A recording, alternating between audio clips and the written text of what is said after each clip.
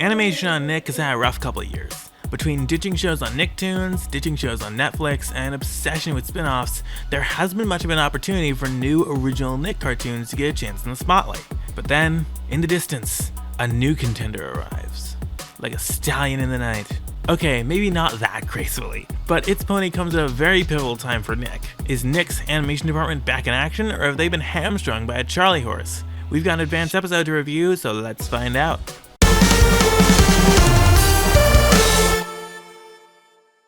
It's Pony is Nick's first big bet in 2020, not to mention one of their riskiest.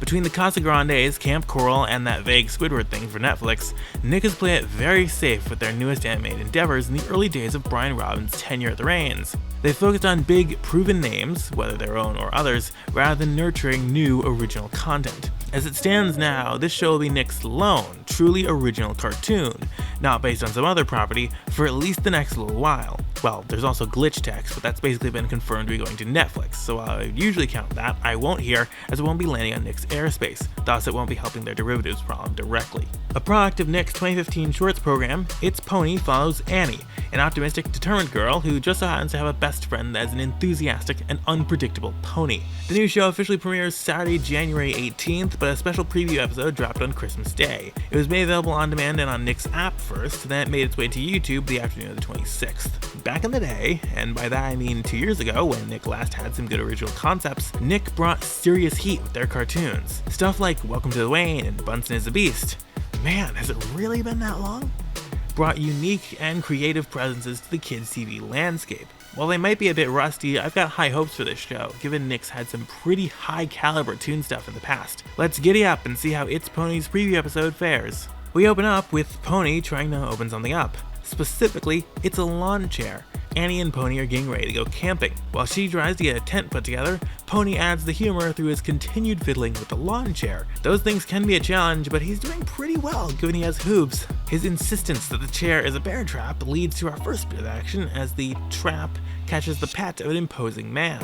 Not looking to become ground beef, they get the heck out of Dodge. Pony actually gallops. That probably doesn't sound like something major, but the opportunity to subvert our expectations was, theoretically, there, but the fact that they didn't, and even went with some pretty stereotypical sound design, is a surprising move. Pony's attempt at hiding lands him in some very prickly plants, including potentially poison ivy and most certainly a cactus. Pony, what's happening? The plants are attacking me! Oh, phew. A dainty dandelion.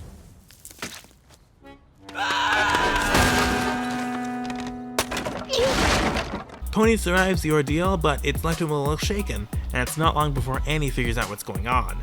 It seems Pony's developed a bit of a problem with plants. Arguably possible given they're in the city, but still just that hint of ridiculous for most people, especially with the way the show visually describes it. After enlisting the help of her well-to-do friend Clara and a conveniently placed hypnotist with humorously subversive results, they end up with no dice. Pony still can't kick his plant problem, which would be an obvious issue were they to go camping. Pony instead comes up with the idea to go camping on the rooftop of their apartment. No plants, no worries, just marshmallows and a 6-hour fireplace loop. The episode could have ended here with a sappy moral about compromise or whatever, and it would have been a weak opening act. Luckily for us, this is a moment captured seconds before disaster. All of us are up here to make sure you have the best. Oh no! This episode could have also ended here, with some sappy, at least you tried, and that's what friends do, moral. But luckily for us, it doesn't. Our protagonist duo gets swept away over the city and onto the roof of the city's botanical garden. It's okay. You're safe. Repeat after me. Everything is fine. Everything is fine. And again? Everything is fine. I feel like there's a metaphor for some Kids in Arc's performance in here, but I'm not sure I can find it. In trying to follow her friend down, Annie falls through one of the windows and gets caught in some vines, immediately above a giant Venus flytrap. You know, just city stuff. Pony's gotta face his fears to save his friend, and while that's also a very well-worn tropey ending, how he got there, and how they decide to actually play it out, ensures it doesn't feel tired. The first thing you'll notice when you watch this show is the art style. While it's different from many shows airing right now, as it ditches simplified shapes and patterns to create something a little more textured and complex, it doesn't feel like an unusual art style for a Nick show. I see this thing nicely next to the likes of, say, Welcome to the Wayne, for instance. The animation is pretty smooth, especially the mouth motions, but it's not jarring or annoyingly prevalent. You can click in and click out of focus on the smooth movements pretty easily.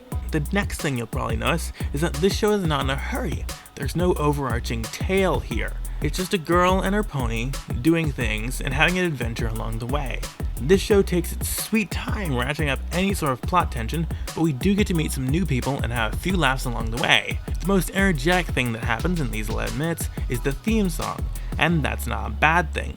The show is slow and plotting, but it takes its time to do things right. Some people will find this show boring, given the prevalent lack of bombast we're getting used to on some recent fare, and it may not please every slice of life fan who may not be tugged along by the story enough. But it is undeniable that It's Pony has its core competencies correct and builds the show on top of a good premise, rather than the other way around, building a premise on top of the pieces of the show. Even an extra explosion or two will not save a show that is weak at its core. It's Pony's charm is that it doesn't need to sell you through extra frills and tacked on complications. The characters do enough to sell themselves.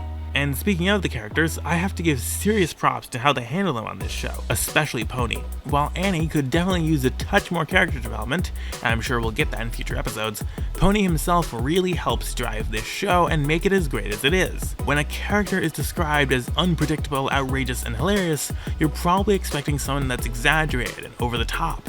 However, we don't get that here. The secret that makes Pony work as a character is his sense of down-to-earth humility, which is sold very well by his voice actor Josh Zuckerman. Pony is not ridiculous or crazy, nor is it up to Annie to rein him in. He just gets carried away sometimes, that's all. The characters are well developed for their purposes, even if they only end up getting a minimal amount of screen time. The running gags and comic elements are well placed, and subversions of expectations are only applied where they have the most impact, and not just for the sake of it. It's Pony has taken the time to build good creative foundations for future episodes. I'm not necessarily sure if everyone will appreciate that, but there's just an intrinsic charm in this show's rejection of many of the trappings we've been seeing a lot in modern cartoons.